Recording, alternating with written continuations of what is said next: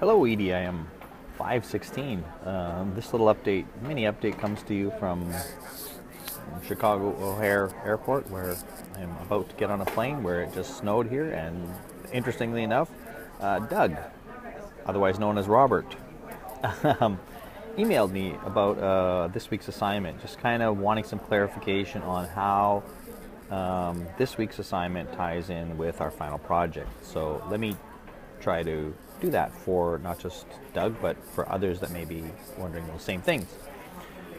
So essentially what you're building this week is a bibliography research, or your research around your final project topic. So if this is sort of all coming at you very quickly, I guess we're looking ahead to the last final project, which is essentially you creating a 5-minute or so summary of a hot topic in education, where you will look at both sides, where you will look at what teachers who are doing this in the classroom, so not necessarily people who are considered research, not necessarily, but teachers who are actually doing this thing, and sort of gleaning understanding from them, which is essentially what this course is about. So it's not about waiting for that research paper. And again, this past week's assignment was a great example of the research is still early, but at the same time, we're not going to say, well, we're not going to use iPads until we figure it out. So that's your final project. So you'll have to come up with that topic. So that's obviously step one, is what is my final project going to be about? And it may change, but I'm hoping that it won't.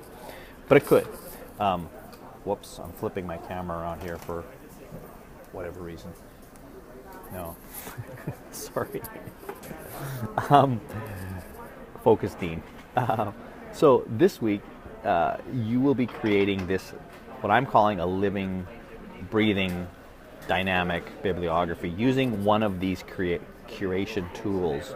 So what these tools should enable you to do is pull in feeds, research feeds based on hashtags or topics that will pull it in. Now, admittedly, it will not be as clean as what a traditional research paper would look like, where you have totally selected, this is based on these 5, 10, 15 articles, books, research papers. So you may be pulling in blogs. So for example, let's say you're doing something around iPads. You might be pulling in a teacher who frequently blogs about their use of iPads in the classroom as one type of resource. Again, it's not explicit, but it's certainly going to contribute to your thinking.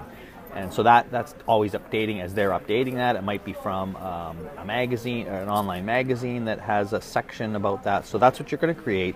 And you're going to sort of tweak that and be building that for the next, whatever, 3-4 weeks. And so at the end, that'll just simply be an addendum to that, so that what you could potentially do is share with someone, listen, I created this 5-minute video on this topic, and here's also a magazine, because most of them kind of think of themselves as magazine, that actually can support some of these ideas or give you more information about that particular topic.